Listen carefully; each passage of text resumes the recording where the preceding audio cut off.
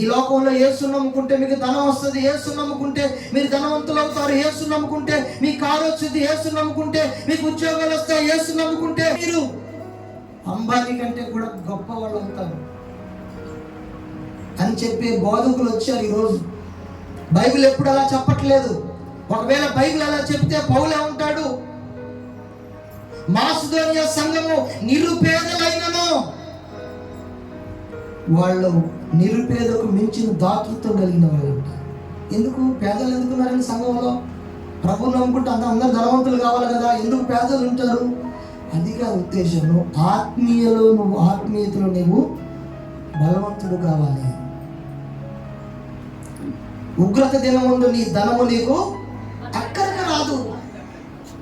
ఉగ్రత దినమందు నీ ధనము నీకు అక్కడికి రాదంటే నువ్వెందుకు పనికిమాల బోధ చేస్తావు? ప్రభు దగ్గరికి రా, నీకు దేవుళ్ళు వస్తాయి, ప్రభుని నమ్ముకో, నువ్వు కోటీశ్వరుడు అవుతావు. ప్రభుని నమ్ముకుంటే నీకు ధనం వస్తుంది, ప్రభుని నమ్ముకుంటే నీ బీరులో బంగారం వస్తుంది, ప్రభుని నమ్ముకుంటే నీకు అంత నువ్వు పట్టిందల్లా బంగారం అయింది. అట్లా చెప్పలేదు. బైబిల్లో చాలా మంది పేదరికంలో కడు బీదలుగా ఉండి ప్రభుని సేవించిన వాళ్ళు ఉన్నారు. చాలా సంఘాలు కడు బీదలో ఉండి కూడా అలా అనుకుంటే పేదవాడైన లాజరు ధనవంతుడు. ఆ స్టోరీ ఎందుకు చెప్పబడింది? దేవుడు ఒక వ్యక్తిని ధనవంతుడిగా చేస్తే పేదవాడైన లాజరు ధనవంతుని ఇంటి వాకిట ఆ ధనవంతుని బల్ల మీద పడినటువంటి ఆ ఎంగిలి రొట్టెలు తీసుకు భోజనం చేసే పరిస్థితి ఎందుకు వస్తుంది చెప్పండి? ఆ ఆత్మీయ అర్థం వేరు. చాలా మంది ఇప్పుడు ఎక్కువైపోయారు. సంఘాలలో ఖండించే బోధ తక్కువైపోయింది. సంఘంలో పాపాన్ని హెచ్చరించే బోధ తక్కువైపోయింది. సంఘాలలో బుద్ధి చెప్పే బోధ తక్కువైపోయింది. ఉన్నది చెప్తే చర్చికి ఆడమానేస్తారు. వాళ్ళ కానుకలు రావు, దర్శనం భాగాలు రావు. ముఖాలకు మాట్లాడేవనుకో, ఇప్పుడు ఏంటంటే చర్చిలను నింపుకోవాలా. మా చర్చికి ఇంతమంది వస్తున్నారండి, మా సంఘానికి ఇంతమంది అండి. బైబుల్ ఎక్కడ జనసంద్రంగా వేలు కొడుకున్నట్లేదే. బైబుల్ అపోస్తల బోధలు గమనించండి. ఒకే చోట వాళ్ళు గుమ్మిగూడినట్టుగా ఎక్కడ లేదే. వాళ్ళు రక్షించబడ్డప్పుడు వాక్యం విన్నప్పుడు విని అక్కడి నుంచి చెదిరిపోయారు. శిష్యులుగా తయారయ్యి ప్రపంచం అంతా చెదిరిపోయారు. చిన్న చిన్న గుంపులుగా ఇంటింట కూడుకునే వాళ్ళు. యేసు ప్రభు నమ్ముకున్న వ్యక్తి, బాప్తిసం చెందిన వ్యక్తి క్రీస్తు స్వరూపంలోకి మార్చబడి క్రీస్తు పోలికలోకి రూపాంతరం చెంది దేవునికి, యేసయ్యకి శిష్యులుగా తయారవ్వాలి. ప్రతి ఒక్కరు శిష్యుడిగా తయారైనడు సంఘం ఎందుకుంటాడు చెప్పండి? ఎక్కడికి వెళ్ళి సువార్త ప్రకటిస్తాడు. శిష్యుడిగా తయారైన వ్యక్తి కొంతమందిని శిష్యులుగా తయారు చేస్తాడు. ఇంకా పాస్టర్ స్టేజ్ మీద సినిమా థియేటర్లో హీరోలాగా, చర్చికి వచ్చే వాళ్ళందరం ప్రేక్షకులాగా వినటం, ఏదో కాలుకి వేయటం, బయటికి వెళ్ళిపోవడం. ఇప్పుడు అన్ని సంఘాలు అట్లనే ఉన్నాయి. శిష్యులుగా తయారు చేయట్లా. ఒక వ్యక్తి సేవకు వస్తే నాకెక్కడ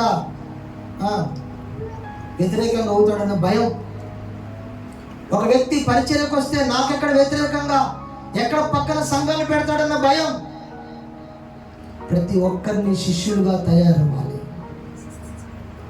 శిష్యులుగా తయారవుతున్న చర్చిలో జనం ఉండరు. గుర్తుపెట్టుకోండి. మీరు బయటికి వెళ్ళిపోతూ ఉంటారు, ఉండరు. వేలు లక్షలు కూడుకోరు.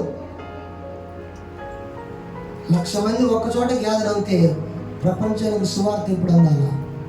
భారతదేశానికి సువార్త ఎప్పుడు అందాలా? నశించిపోతున్న ఆత్మల్ని ఎవరు రక్షించాలి? ఇప్పుడు నేను ఒక 100 మందిని ఇన్నే పెట్టుకొని ఒక 200 మందిని ఇక్కడే ఉంచారనుకో, మీరు చనిపోయేంత వరకు ఇక్కడే ఉన్నారనుకో, దానివల్ల ఉపయోగం ఏముందండి? దేవుని రాకడ అతి సమీపంగా ఉంది. ప్రభు త్వరగా రాబోతున్నాడు. మీరందరూ క్రీస్తు స్వరూపంలోకి మార్చబడాలని నా ఆశ. మీరందరూ క్రీస్తు పోలికలకు రూపాంతరం చెందాలి.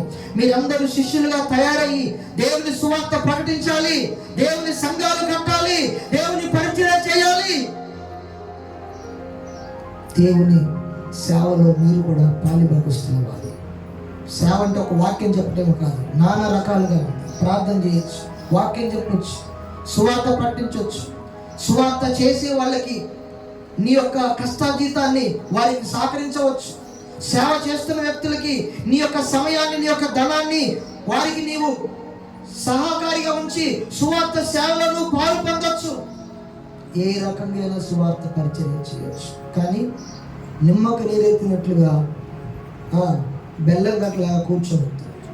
ప్రతి వ్యక్తి పాడాలి, ప్రార్థన చేయాలి, ప్రతి వ్యక్తి దేవుని మాటలు చెప్పాలి, ప్రతి వ్యక్తి దేవుని సన్నిధిలోకి కొత్త వాళ్ళు నడిపించాలి, ప్రతి వ్యక్తి పడిపోతున్న వారిని బలపరచాలి, విశ్వాసంలో సన్నగిల్లిపోతున్న వారిని లేవనెత్తాలి.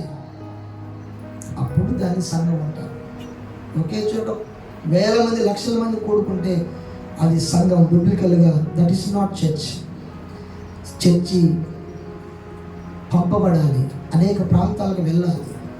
ఆది సంఘంలో విశ్వాసులు ఎవరు కూడా యెరూషలేములో గుమిగూడుకున్నట్టుగా లేదు. అందరూ కూడా వెళ్ళిపోయారు, దేశాలకు, ఖండాలకు, ప్రాంతాలకు వెళ్ళిపోయారు, సువార్తను ప్రకటించారు, వారి యొక్క జీవితాన్ని త్యాగం చేశారు, హతసాక్షులయ్యారు.